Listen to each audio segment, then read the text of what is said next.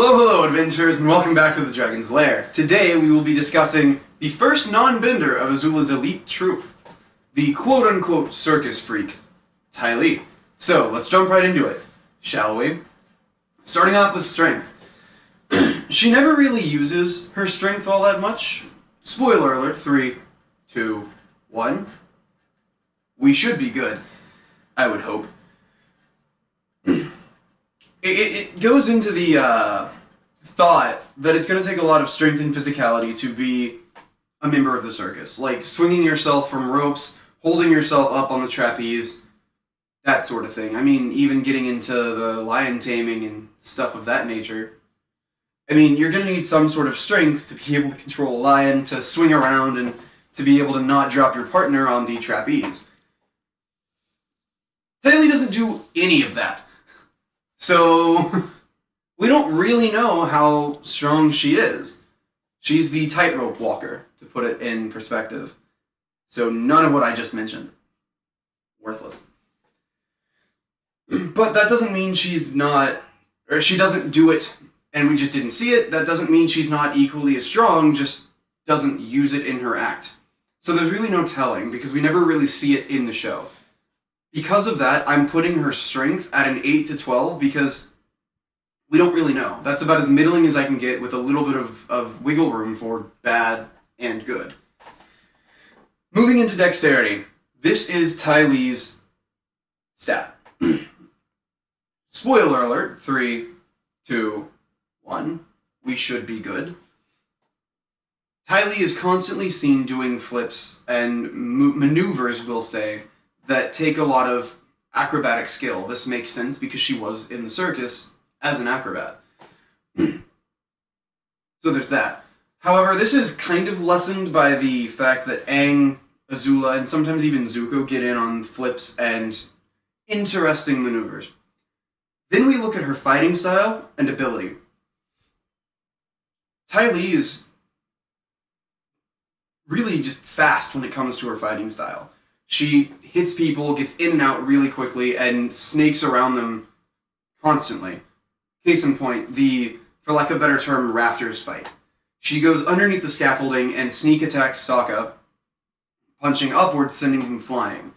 She then maneuvers herself up onto the scaffolding and attacks Katara from behind, snaking her way around, and then from the side and front. She's all over the place in the span of a few seconds. Moving into another fight is the chase scene, for lack of a better term, where Katara and Sokka are trying to get away from Mai and Ty Lee, who are chasing them on lizards. They fly across a lake, barely making it. Mai and Ty Lee, using the lizards, follow them across. When Katara waterbends, she attacks the lizard Ty Lee's on. Ty Lee jumps off of that lizard into the trees, bouncing from tree to tree, slowly making a descent safely, and then continues to, as previously mentioned, snake around them, attacking them, even disabling their bending and movements. So there is that. Moving into Constitution. I don't... School. Thank you. Because of that, I'm placing her score at 18 to 20, more accurately 20. Good? Yeah. Cool. Moving into Constitution. You're not going to believe this, but the Constitution of Ty Lee doesn't come up in the show. I don't know if you've noticed that. The only thing I have for an argument in either direction is staying in one spot for an extended period of time is going to draw on more than just your dexterity or strength. But Ty Lee doesn't really do that a whole lot, at least not that we've seen. Assumably, she would do it in the circus, but we don't know. We didn't see it. So, because of that, I'm placing her Constitution at middling, somewhere around 10. Because we don't know anything about it, I can't place it at high or low. Moving into Intelligence. This stat has to be relatively high. It's not the greatest, but it's also not low. Spoiler alert, 3, 2, 1. Ty Lee knows a lot about the human body. She knows the way it works, and she knows a lot about her own in order to do the flips and the maneuvers that she does. So, Ty Lee does a very specific form of fighting, which is called chi blocking, where essentially she hits specific points on people that disable them for a short period of time. She can stop the bending of a bender, and she can stop the movement of pretty much anyone. This is evident in the chase scene as mentioned earlier, when she hits Sokka a couple of times, disabling his arms and one of his legs. Sokka, in his infinite wisdom, attempts to headbutt her. She punches back. This lets us know that either Ty Lee can't disable people's heads, or Sokka's not very smart, as there was nothing for her to disable in his head, because she only disables working parts of people's bodies, as far as we've seen. I'll leave that up for you to decide. But because she knows how to disable people, and how to use her own momentum and movement to flip around, I'm placing her intelligence at 14 to 16, with 18 making sense. Moving into wisdom. We don't really see a whole lot of this stat either. Spoiler alert, 3, 2, 1. When we first meet her, she talks about how her aura has never been pinker, and she talks about, a little later, how the universe is pointing her in a new direction to go. Of course, that being fancy talk for, if I stay here, Zula's going to kill me, so I better go with her. I'll let you interpret that how you will, as to whether or not that's wise or not. Then we get into the concept of bouncing ideas back and forth off of each other in the troop that Azula has formed. It's assumed that all three of them are going to be in on the conversations and planning, and that they would all three help. But since we never see that, we can't guarantee that for sure. As such, I'm placing her wisdom at 12 to 14-ish, but depending on how you take the aura has never been pinker conversation, it could be lower. It's your call. Moving into charisma. Ty Lee is a cheerful little girl, which means she's going to have a relatively high charisma. People are naturally drawn to her. She almost always has a smile on her face and is all around, as I said, cheerful. Spoiler alert, 3, 2, 1. We should be good. Ty Lee is a performer. You have to be in the circus. So she knows how to work a crowd, she knows how to keep people on their toes, and to quote one of my older teachers, keep them wanting, or leave them wanting more, rather. Then we get into the deception. We never really see Ty Lee lie, with the exception of when she and the others of Azula's group pretend to be Kyoshi warriors. But they do that as a group, which in D&D would mean you'd have advantage and things of that nature. There are other things, so it's not really an easy, straightforward, yes, this is an example of good charisma. Then we get into the reason people play Bard. Ty Lee manages to almost always, as seen in the Ember Island episode, when available, have a gaggle of guys, or a blush of boys, as it's technically called, following her, right? This is evident, as I said on the Ember Island episode, where they can be seen blocking the sun for her, at points even fanning her when they're on the beach, or when they've kind of managed to corner her, for lack of a better term, at the party, where she then chi-blocks her way out as kind of a force of habit, almost, where it's just so used to, that's how she's used to getting out of situations in general, that she doesn't even really think twice about it. Because of that, I'm placing her charisma relatively high, 16 to 18, with 20 making sense. Moving into the race and class. She's obviously a human, the question is which kind. I chose the human variant, explicitly for the mobile feat. This gives you an extra 10 feet of movement. It makes it to where when you're prone, you can stand up in 5 feet instead of half of your movement speed. And it means that when you make a melee attack against someone in a round, for the rest of that round, they can't make opportunity attacks against you. This is really good for someone like Ty Lee, who snakes in and out of opponents a lot.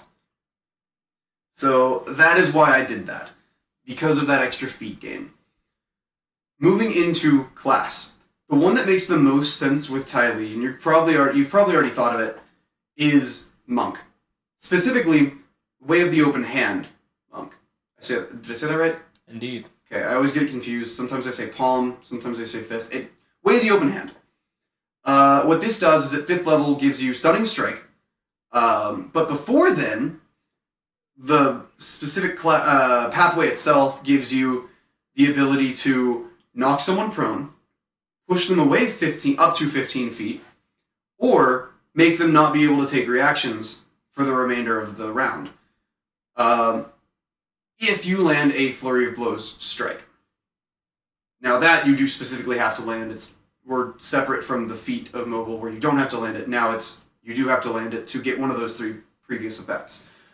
Monk also gives the unarmored movement and unarmored defense, which makes sense for Ty Lee as she doesn't really wear any armor. And it gives you slow fall, which makes sense with the chase scene, as I mentioned earlier, where she kind of maneuvers her way through the trees safely towards the ground. Moving into the conceptual build. Fire Ganassi makes sense, although she's not really a bender, so it makes sense with her nation, but it doesn't really make sense with her. Half-Elf could work. You get a charisma increase of +2, and 2 other ability scores of your choice increase by 1 apiece. You gain a few skills of your choice, proficiencies. Not to mention things like Dark Vision and Fey Ancestry, which makes it to where you're harder to charm and can't be put to sleep by magical means. What I would choose, however, is the Tabaxi, which gives you +2 to Dexterity and +1 to Charisma, correct? +2 to Dex and Charisma 1, yeah. Okay, cool. +2 to Dexterity and +1 to Charisma. Then you get Feline Agility, which allows you to run faster, essentially double your movement speed for a round, with the only drawback being, at some point in the future, to use it again, you have to stand still for a round. So no real drawback, because you can continue moving as normal. Then they get proficiency in Stealth and Perception, which is kind of neither here nor there for Ty Lee, although Perception would be nice, and Stealth is always useful. So there is that. As for the class, Monk makes the most sense, but as that was already used, I chose something that kind of works, but would take a little bit of thinking about and doing. Hear me out here. The Bard class doesn't explicitly say that you have to use either singing or music of another kind, like an instrument, to do your bardic inspiration. It recommends it. Those are the 2 examples it gives, but being a bard is about being a performer, and that's something Ty Lee was. She was just an acrobatic performer. So what if she used her bardic inspiration to, instead of singing a song or playing an instrument, she did a series of acrobatic feats that were very difficult and awe-inspiring, so to speak. Of course, cutting words would have to stay the same because it is cutting words, but think about it. For the bardic inspiration, it's doable, as far as rules as written go. Moving into backstory, Ty Lee was kind of born as a matching set. She has 6 other sisters that are said to look almost exactly like her, if not exactly like her. And all of them wanting a sense of individuality picked some sort of thing that would be uniquely their own. Ty Lee chose acrobatics. Now, all of her sisters were skilled in this, and that'll be important here in a second, but she grew up and went to the Fire Nation Academy School for Girls, where she met Azula and May. They became friends and kind of moved from there. A little later on, not feeling the sense of uniqueness that she wanted, because her sisters were good at acrobatics as well, she decided to run off and join the circus. That is where Ty Lee's story begins. She didn't really have any items in the show, so we're moving into the conclusion. Do you have any questions, comments, concerns? Leave them down in the comments section below, and you may just help a DM in distress. Who knows? If you can't possibly wait until my next video, which will be on May, feel free to check out my Discord or come hang out on Twitch if you feel so inclined. That is all I have for you fine adventurers today, though, so other than that, I will catch you all later.